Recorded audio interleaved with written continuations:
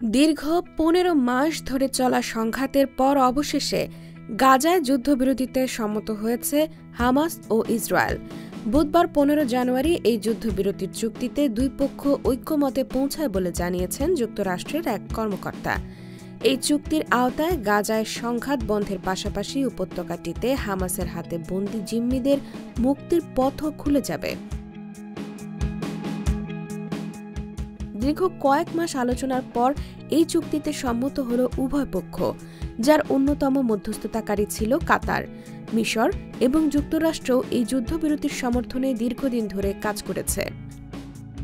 আলোচনার সঙ্গে সংশ্লিষ্ট একটি সূত্র জানিয়েছে, কাতারের প্রধানমন্ত্রীর সঙ্গে হামাস এবং ইসরায়েলের মধ্যস্থতাকারীদের পৃথক বৈঠকের পর উভয় পক্ষ গাজায় যুদ্ধবিরতি এবং জিম্মিদের মুক্তি দেওয়ার বিষয়ে একমত হয়।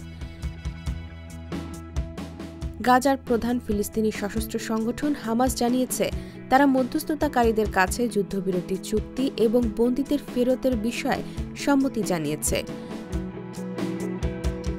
যুদ্ধবিরতির খবর জানার পর গাজায় ফিলিস্তিনিদের মধ্যে উচ্ছ্বাস দেখা যায়। মধ্য গাজার দের আল বালাহ সহ বিভিন্ন এলাকায় হাজারো মানুষ আনন্দে জড়ো হন। তারা একে অপরকে জড়িয়ে ধরেন এবং স্মরণীয় মুহূর্ত হিসেবে ছবি তোলেন।